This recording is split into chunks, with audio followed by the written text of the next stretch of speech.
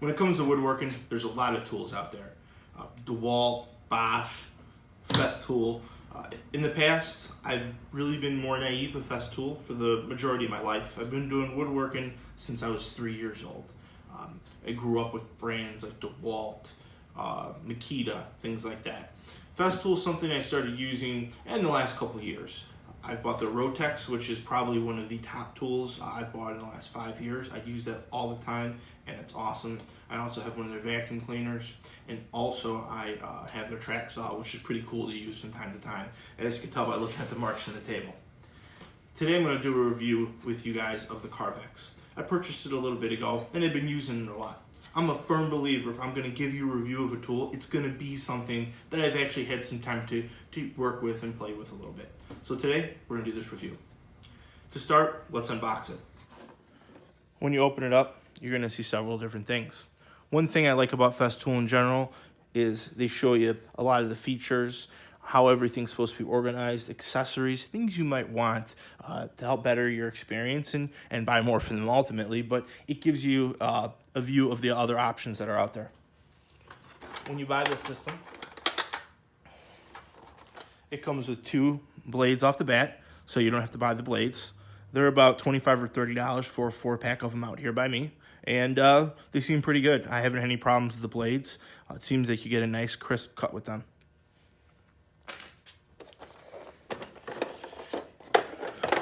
You have your signature Festool cord that comes off, plugs into the back, and this also will work with my track saw and all my other Festool tools. A matter of fact, what I've been doing is I've been using the cords from the other ones and just plugging it in here because I have everything ran through my dust collector. Now, the main piece of our attraction, the actual Carvex itself. This is a pretty cool tool. You have a variable speed adjustment right here. You could go from 1 to 5 speed-wise, or you could go to A. A means auto. Basically what this will do is it'll determine what the correct speed is for the material based off of the resistance of the blade strokes up and down. It's a pretty cool feature, and it takes a lot of the brain work out of things. One nice thing about this tool is if I'm going and I'm cutting close to an edge, I'm going to have my cord hanging off the back and my dust collector port. So I could take my hose off the dust collector, but I have to keep this thing plugged in for it to work. So this actually will pivot upward so I can get even closer or something if I need to. I think that was a pretty nice feature of the tool. If you take a look on the bottom, you have the foot of the Carvex. It's not bad. This is the basic one that comes with it. It's just plastic. It works great for all the materials that I use. If you take a look in the back of the box here, there's several other different types you can get. This one actually bevels to a 45-degree angle. You have some that are used that are really good for finished materials. You can have one like this that's dimpled, and basically what that does is it goes over sawdust from cutting and things like that, so it doesn't obstruct the ability of this to slide smoothly across the surface. Another nice feature of the Carvex is the splinter guard. Basically, this is what they call a consumable. It's similar to the splinter guard on your track saw in terms of what it does is it acts the same way that tape does when you're making a cut, and it basically holds the fibers of the material together. What you do is you simply insert this into the tip right there, the blade cuts it, and it supports all the wood around the blade so you don't have any tear out, and then you have a really good finished product. With the Carvex, when you want to put a blade in, simply all you do is you flip it upside down, get your blade like so, face it teeth forward, and if you can see right here, insert it, and all you do is push and turn, and it'll lock into place. Remember, when you're doing a job, this is going to get hot. If you have to change your blade, you might burn your hand and a lot of other tools if that blade's stuck in there. With Festool, they have this problem figured out for you. Simply all you have to do is push the ejection knob right here, and the blade shoots out like that. Another one of those pretty cool features you get for all the money you spend on a Festool product. One nice thing about it, though, too, is the design of it, right?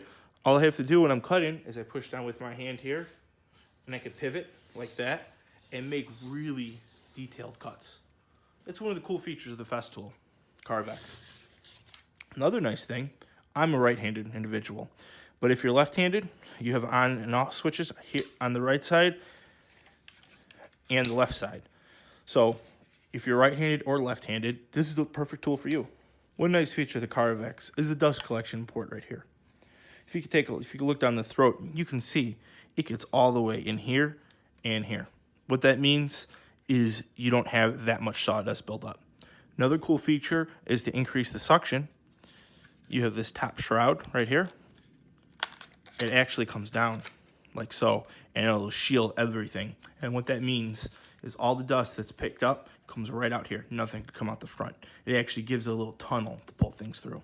Another nice feature the carvex has over a lot of other jigsaws is it has LED lights here, but these aren't just any LED lights. They're strobing LED lights.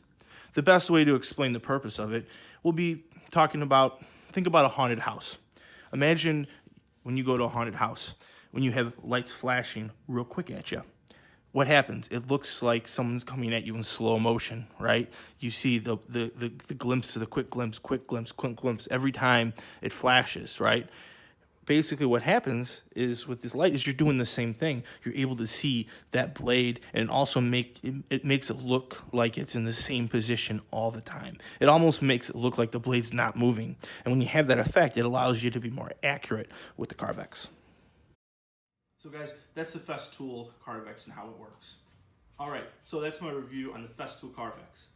It's a cool tool. I like it. I've used it on multiple projects. Like I tell you guys, I'm not just gonna buy a tool sometimes and necessarily show it to you. Something like this, I'm going to use it. My opinion is this: if you are a tradesman, if you are doing renovations, if you need to carry this tool in to make cuts, it's a great tool to have. There's nothing, and there's no other jigsaws like this. It's got some really cool features. I love the dust collection. I love the lighting. With that being said, I'm just a guy working in my shop. I'm not a tradesman or anything like that. And I have a bandsaw. What that means is the majority of the cuts I can use this for, I tend to use my bandsaw for several reasons.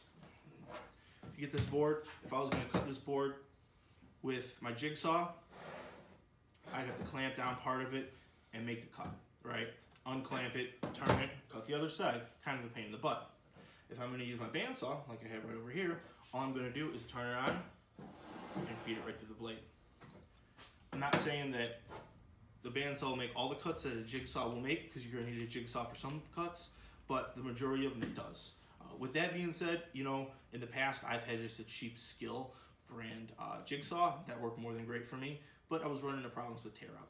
Using the carvex, that eliminates that altogether because you have the splinter guard. With that being said, I would totally recommend the tool if you have room for it in your budget and if you have a larger shop. If you don't have a larger shop and you're trying to build out, I would get a bandsaw before you get that because you have a lot more capacity.